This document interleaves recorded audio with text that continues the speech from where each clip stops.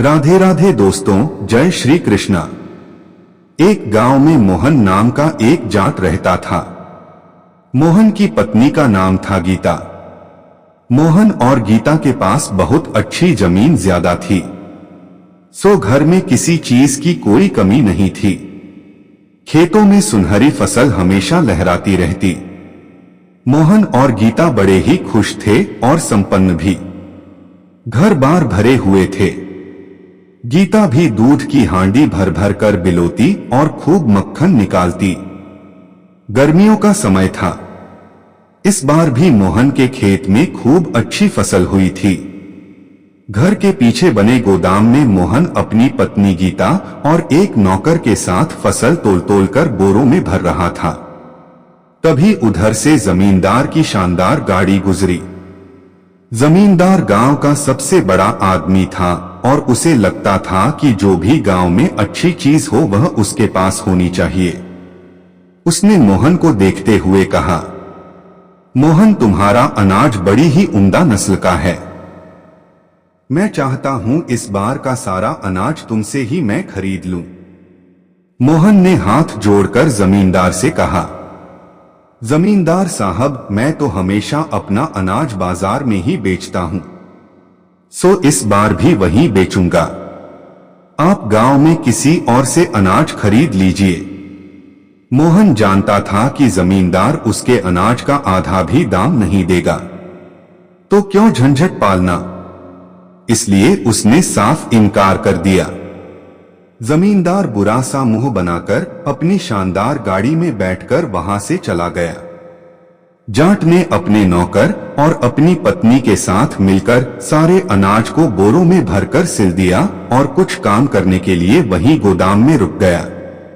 नौकर किसी काम से बाहर चला गया और गीता भी शाम का खाना बनाने रसोई में चली गई। जाट को गोदाम में काम करते करते शाम से रात हो गई। जाट ने लालटेन जलाई और उसे खूंटी पर टांग दिया। थोड़ी देर काम करने के बाद जाट वहां से चला गया। थोड़ी देर बाद जाट का नौकर किसी काम से गोदाम में आया और नौकर का हाथ अचानक लालटेन में लग गया। लालटेन नीचे बोरों पर गिर पड़ी और पूरा तेल अनाज के बोरों पर गिर पड़ा। धीरे धीरे पूरे गोदाम में आग लगने लगी। नौकर घबरा गया। नौकर ने पहले तो आग बुझाने की कोशिश की, पर जब आग की लपटें आसमान छूने लगी तो नौकर वहां से डरकर अपने गांव में भाग गया।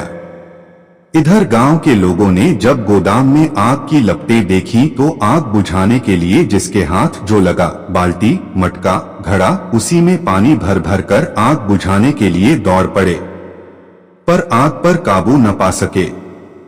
इधर यह खबर जाट को भी मिली। वह तो अपना सर पकड़कर ऐसे बैठ गया जैसे उसे सदमा लग गया हो। गांव वालों ने जब तक आग पर काबू पाया तब तक पूरा अनाज जलकर ढेर हो चुका था। जहां थोड़ी देर पहले अनाज की बड़ी बड़ी बोरियां थीं, अब वहां राख के बड़े बड़े ढेर लग चुके थे।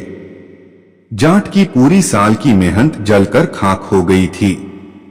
गांव वाले जाट को सांत्वना देकर अपने अपने घर चले गए।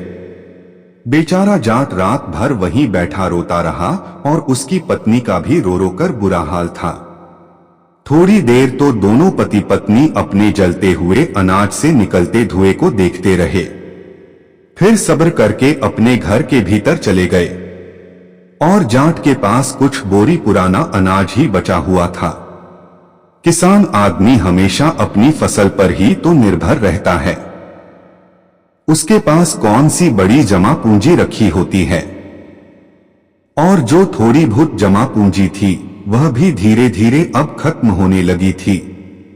वह तो गीता इतनी समझदार थी कि उसने अपने आंगन में सब्जियों के हरे हरे पौधे लगा रखे थे, जिनसे घर के साग सब्जी का काम चल जाता था। एक दिन की बात है, गीता अपने लगाए हुए पौधों से टमाटर तोड़ रही थी। मोहन उसके पास बैठा उसे सब्जी तोड़ते हुए देख रहा था। अचानक मोहन ने गीता से कहा, गीता, मैं सोच रहा हूं मैं किसी काम की तलाश में शहर जाऊं और कुछ काम धंधा करके 4 पैसे कमाऊं। गीता को भी यह प्रस्ताव बहुत ही अच्छा लगा। वह बोली, आपने जो सोचा है वह सही सोचा है। आप कल ही शहर जाकर किसी काम की तलाश करो, नहीं तो कुछ दिन के बाद हमारे भूखे मरने की नौबत आ जाएगी। अगले दिन ही मोहन ने 2 रोटियां अपने रुमाल में बांधी और शहर जाने के लिए जैसे ही घर से निकला तो घर के पीछे बना हुआ गोदाम, जो अब जलकर राख हो चुका था, उसे देखते ही मोहन के कदम ठिठक गए। वह सुनी सी नजरों से अपने जले हुए गोदाम को देख रहा था कि तभी वहां से जमींदार की शानदार गाड़ी गुजरी। जमींदार को मोहन का अनाज का गोदाम जलने की खबर पहले ही मिल चुकी थी और वह आज मोहन की बर्बादी के मजे लेने आया था। उसने मोहन को उदास खड़े देखकर व्यंग से तंज कसते हुए कहा, मोहन, अपने अनाज के बोरे देख रहे हो? मोहन ने हाथ जोड़कर जमींदार को प्रणाम किया और बोला, अनाज के बोरे कहाँ देख रहा हूँ जमींदार साहब, अपनी बर्बादी का नजारा देख रहा हूँ। मेरा गोदाम तो जलकर स्वाहा हो गया। इस पर जमींदार ने तंज कसते हुए कहा, तो चौधरी, अब तो तुम्हारे खाने के भी लाले पड़ गए होंगे। अब तुम्हारे पास न तो कोई काम है न ही घर में खाना। जमींदार ने तभी ठोड़ी पर हाथ रखकर कुछ सोचते हुए कहा, हाँ हाँ मोहन, यह काम मेरे पास तुम्हारे लिए है। तुम कल से मेरे गुरशाल में आ जाओ और मेरे घोड़ों के लिए लीद तोलने का काम शुरू कर दो। मेरे पास तुम्हारे लायक बस यही एक काम है। इतना कहकर जमींदार ठहाका मारकर हंसने लगा। जमींदार ने तो यह बात मजाक उड़ाने के लिए कही थी, पर मोहन जाट इसे अपने दिल पर ले गया। उसके चेहरे पर कोई भाव तो आया नहीं, पर हाथ जोड़कर उसने जमींदार से कहा, ठीक है जमींदार साहब, कल तराजू लेकर आपकी गुरशाल में लीद तोलने आ जाऊंगा। जमींदार तो हंसता हुआ अपनी शानदार गाड़ी में बैठकर अपनी हवेली की तरफ निकल गया, पर मोहन के कदम वहीं पर ठिठक गए। वह न तो काम ढूंढने के लिए बाजार गया और न ही उसका अब किसी और काम में मन लग रहा था। सारी रात उसने सोचते हुए गुजार दी। सुबह सवेरे मोहन उठा और गीता से बोला, अरे गीता, मैं जा रहा हूं। मुझे जमींदार के गुरशाल में लीद तोलने का काम मिल गया। गीता को यह सुनकर अटपटा सा लगा, पर उसने भी सोच लिया, काम तो काम होता है। इधर जाट अपने तराजू बाट लेकर जमींदार के गुरशाल में पहुंच गया और घोड़ों की पड़ी हुई लीद तोलने लगा। उसको वहां पर बैठे लीद तोलते देखकर घोड़ों के रखवाले उसके पास आकर जमा हो गए और बड़े ही आश्चर्य से जाट को देखने लगे और जाट से पूछने लगे, भाई तुम कौन हो और इस तरह घोड़ों की लीद क्यों तोल रहे हो? जाट अपने काम में इतना मशगूल था कि उसने उनकी तरफ देखे बिना ही जवाब दिया, मुझे जमींदार साहब ने यहाँ घोड़ों की लीद तोलने की नौकरी पर रखा है। यह सुनकर सभी रखवाले दंग रह गए। भला घोड़ों की लीद भी कोई तोली जाती है क्या? जाट ने कहा, यकीन नहीं है तो जमींदार के नौकर से पूछ लो। तभी जमींदार का वह नौकर गुरशाल में किसी काम से आया जो कल जमींदार के साथ मोहन के घर पर आया हुआ था। तभी घोड़ों के रखवालों ने आश्चर्य भरी नजर से नौकर की तरफ देखा तो नौकर ने भी हाँ में सिर हिला दिया। अब कहता भी तो क्या कहता, बात तो उसके सामने ही हुई थी, सो उसने हाँ में सिर हिला दिया। सभी रखवाले चुप हो गए। अब जाट का यह रोज का काम बन गया। वह अपनी तराजू बाट उठाता और चुपचाप आकर सुबह सवेरे गुरशाल में बैठ जाता और सुबह से शाम तक घोड़ों की लीद तोल तोल कर एक जगह इकट्ठा करता। एक दिन की बात है, उसने सभी घोड़ों के रखवालों को एक जगह इकट्ठा किया और चिंतापूर्ण लहजे में कहा, देखो भाइयों, जितना घोड़े को खिलाने के लिए दाना गुरशाल में आता है उसके हिसाब से लीद तो बहुत कम है। तो उनसे साफ पता चल रहा है आधा दाना कहीं गायब किया जा रहा है। बताओ आधे दाने का तुम करते क्या हो? साफ पता चल रहा है कि तुम घोड़ों को बस आधा ही दाना खिलाते हो। यह सुनकर घोड़ों के रखवालों की तो हवा खिसक गई। उन्होंने हाथ जोड़ते हुए कहा, चौधरी साहब, हमें घोड़ों को खिलाने के लिए एक एक बोरी दाना एक घोड़े के लिए मिलता है। हम 20 लोग हैं और 20 घोड़ों की एक एक आदमी रखवाली करता है। हम लोग आधा बोरी दाना तो घोड़ों को खिला देते हैं और बाकी आधा बोरी हम बाजार में बेच देते हैं। इतना कहकर वह थर-थर कांपने लगे। जाट ने कहा, अब हम इसकी शिकायत जमींदार से करेंगे। यह सुनते ही सारे रखवाले घुटनों के बल बैठ गए और गिड़गिड़ाने लगे। नहीं नहीं चौधरी साहब, जमींदार साहब को मत बताना, हमारी नौकरी चली जाएगी। हम एक काम करते हैं, 10 रुपए हर व्यक्ति आपको हर महीने देगा। बस आप जमींदार साहब से कुछ मत कहना। यह सुनकर जाट ने अपनी उंगलियों पर हिसाब लगाया। 20 व्यक्ति यदि 10 रुपए हर महीना मुझे देंगे तो हर महीने मेरे पास 200 रुपए होंगे, और 200 रुपए उस जमाने में बहुत बड़ी रकम थी। जाट इसके लिए तैयार हो गया। फिर भी उसने पूरा सा मुंह बनाकर कहा, हाँ हाँ ठीक है, नहीं कहूंगा जमींदार साहब से, पर देखो पैसा समय से मुझे मिल जाना चाहिए। अब प्रति महीने उसे 200 की कमाई होने लगी। इधर जाट ने घोड़ों की लीद को तोलने का काम जारी रखा और उसने लीद को फेंका नहीं। जाट ने आसपास के गांव में यह पता लगाया कि किसी को खाद की जरूरत तो नहीं। जल्दी ही उसे यह खबर भी मिल गई कि पास के गांव के जमींदार को अपने खेत में लगाने के लिए खाद के रूप में घोड़ों की लीद की जरूरत है। सो जाट तुरंत उनके पास पहुंच गया, उनसे लीद का सौदा पक्का कर लिया और अगले दिन जाट ने वह लीद बोरों में भरकर जमींदार के घर पहुंचा दी। जमींदार ने हर बोरे का 100 रुपए जाट को दे दिया। 4 बोरे लीद 400 में बिक गई। यह बात भी अब तय हो गई, जब भी जमींदार को खाद की जरूरत पड़ेगी वह जाट से ही लीद खरीदेगा। जाट बड़ा खुश था, दोनों तरफ से उसकी कमाई हो रही थी। धीरे धीरे कुछ समय बीता। जाट के पास अब रुपए पैसे की कोई कमी न थी। खूब पैसा उसने इकट्ठा कर लिया था। खाद बीज की अब उसे कोई परेशानी न थी। मोहन ने अपने खेतों में हल चलाना शुरू किया। उसकी फसल कुछ ही दिनों में लहराने लगी।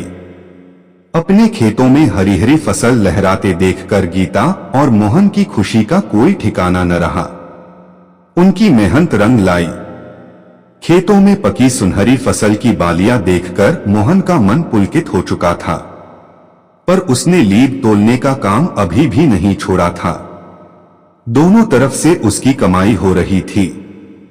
कुछ दिन बाद फसल पककर तैयार हो गई। करीब 10 नौकर उसके फसल काटने के लिए लगे थे, क्योंकि फसल ही इतनी तगड़ी हुई थी। आखिर होती भी क्यों नहीं। खाद जो लगा था उस फसल में, अनाज उठाकर गोदाम में आ गया। इस बार अनाज हर बार से ज्यादा हुआ। अब मोहन ने एक नया नौकर भी रख लिया। एक दिन वह गीता के साथ और अपने नए नौकर के साथ मिलकर अनाज को तोल तोल कर बोरों में भर रहा था। तभी जमींदार की शानदार गाड़ी फिर उसके घर के सामने से गुजरी। मोहन को इस तरह खुशी खुशी अनाज तोलते देखकर जमींदार एकदम अवाक रह गया। वह उसके पास गया और बोला, अरे मोहन, तुम्हारे तो खेतों में आग लग गई थी ना। तुम्हारे तो खाने के भी लाले पड़ गए थे। फिर तुमने फसल कैसे उगा ली और इतना अनाज पैदा भी कर लिया खेतों से। यह सुनकर मोहन ने हाथ जोड़ते हुए कहा, माई बाप, यह सब आपकी ही मेहरबानी है। इतना कहकर मोहन हंसता हुआ फिर से अपने गोदाम में चला गया। जमींदार को कुछ समझ में न आया। वह सिर खुजाता हुआ अपनी शानदार गाड़ी में बैठकर अपनी हवेली की तरफ चला गया। पर पूरे रास्ते जमींदार यही सोचता गया, इसके पास इतना पैसा भला आया कहां से? फसल उगाने के लिए इसके तो खाने के भी लाले पड़ रहे थे। पर जमींदार को यह नहीं पता था कि जो बात उसने मजाक में कही थी, जाट उसे दिल पर ले गया और सच में ही जमींदार के गुड़शाल में जाकर जाट ने लीद तोलने का काम शुरू कर दिया था।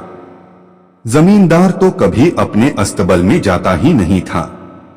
जब भी उसे किसी घोड़े की जरूरत पड़ती तो वह अपने नौकर से घर पर ही घोड़ा मंगा लेता। इसलिए उसने जाट को लीद तोलते हुए कभी नहीं देखा था। सुबह इसी उधेड़बुन में था कि इतना पैसा जाट के पास भला आया कहां से? इधर जाट अब संपन्न हो चुका था।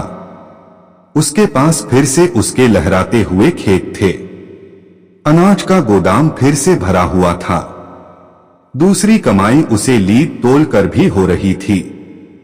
अब जाट ने कच्चे घर की जगह पक्का मकान बनवा लिया और गोदाम भी पक्का करवा लिया। एक दिन की बात है, जाट शौच के लिए अपने घर से वह लोटे में पानी लेकर जंगल की तरफ जा रहा था। तभी 3 चोरों की नजर उस पर पड़ी।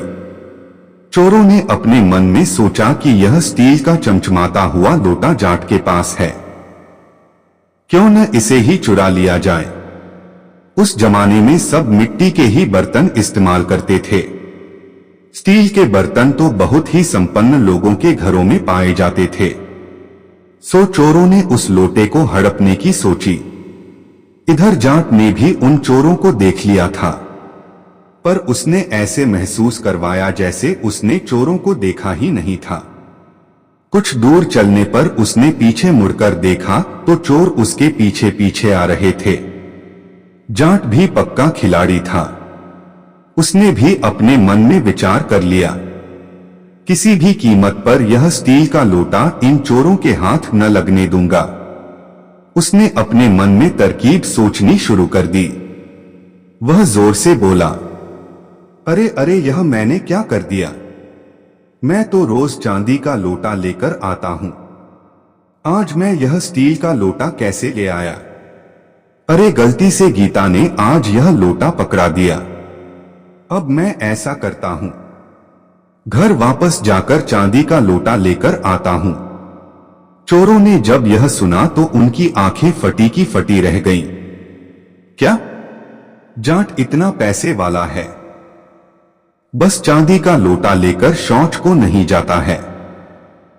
अब वे तीनों चोर एक दूसरे के कान में फुसफुसाते हुए कहने लगे, अब हम स्टील का लोटा क्यों चुराएं? थोड़ी देर बाद जाट चांदी का चमचमाता लोटा लेकर आएगा। वही स्टील से ज्यादा महंगी बिकती है चांदी। यह सोचकर तीनों चोर एक झाड़ी में छिपकर बैठ गए। इधर जाट उनके सामने से ऐसे गुजरकर चला गया जैसे उसने उन चोरों को देखा ही नहीं। घर पहुंचकर जाट ने लोटा एक तरफ रखा और जल्दी से घर का दरवाजा बंद कर दिया और अपनी पत्नी को सारी बातें बताईं।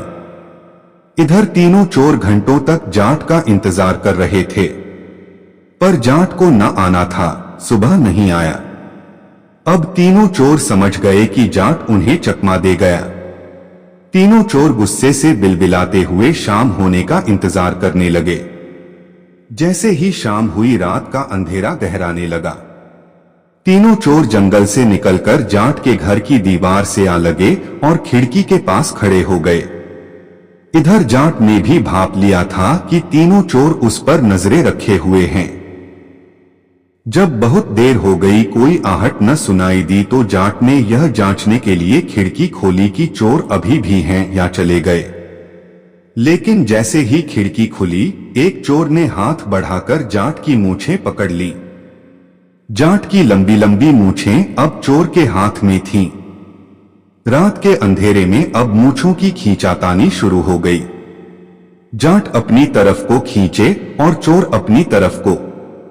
इस खींचातानी से जाट को ऐसे नहीं दर्द हो रहा था। तभी उसके मन में एक तरकीब आई। उसने अपनी पत्नी को जोर से आवाज लगाई, अरे ओ गीता, जरा 100 का नोट तो लाना, इन चोरों को देना है। अच्छा हुआ इन सालों ने मेरी मूछें पकड़ी हैं, न पकड़ते तो 200 देने पड़ते। चोर ने जब यह सुना कि मूछ के 100 और नाक के 200, उसने तुरंत मूछ छोड़कर नाक पकड़ने के लिए जैसे ही हाथ बढ़ाया, मूछों से पकड़ ढीली होते ही जाट तुरंत पीछे हो गया और चोर के मुंह पर ही खिड़की का दरवाजा बंद कर दिया। फिर चुपके से अपने नौकरों को आदेश दिया कि पीछे से जाकर चोरों को घेर लिया जाए। नौकर दबे पाव आए। चोर जब तक कुछ समझ पाते तब तक जाट के नौकरों ने उन्हें चारों तरफ से घेर लिया और खूब लाठी डंडे उन पर बरसाए। चोरों की सारी हैकड़ी निकल गई। जाट ने भी खिड़की से उन्हें धमकाते हुए कहा, अरे ओ बावलों, तुम्हें पता है यह धन दौलत घोड़ों की लीद तोल तोल कर कमाई है, ऐसे ही हाथ से थोड़ी न जाने दूंगा। और यह मूछ बादाम का तेल पिला पिला कर बड़ी की है। तुमने इनको हाथ लगाया तो लगाया कैसे? यह कहकर चौधरी ने खिड़की से ही लाठी निकाली और चोर के पांव पर दे मारी। चोर दर्द से कराह उठा। चोर हाथ जोड़कर बोला, माई बाप गलती हो गई, बहुत दिनों से कड़के चल रही थी। स्टील का लोटा देखकर मन लालच में आ गया, पर जब आपने चांदी के लोटे की बात की तो हमारा लालच हमारे सर पर चढ़ गया। अब क्या ही करें, बाल बच्चेदार आदमी हैं, काम कुछ है नहीं, सो चोरी करनी पड़ती है। असल में बात यही थी, चोर बेचारे शराफत से जिंदगी गुजारना चाहते थे, पर उनकी हरकतों की वजह से कोई उन्हें अपने यहां काम पर नहीं रखता था। सो जाट को उन पर दया आ गई। उसने चोरों से कहा, ठीक है, चोरी छोड़ दो, कल से मेरे खेतों पर काम के लिए आ जाओ, मैं तुम्हें काम पर रखूंगा। यह सुनकर चोर जाट के पैरों पे लोट-पोट कर उनका धन्यवाद देने लगे। सो दोस्तों, इस तरह से तीनों चोरों को भी सुधरने का मौका जाट की वजह से मिल गया। तो दोस्तों, आज की हमारी कहानी यहीं समाप्त होती है। आज की कहानी आपको कैसी लगी? अगर अच्छी लगी हो तो प्लीज इसे लाइक शेयर जरूर कीजिए। अगर आप मेरे चैनल पर नए आए हैं तो प्लीज चैनल को सब्सक्राइब जरूर कीजिए। राधे राधे, जय श्री कृष्णा।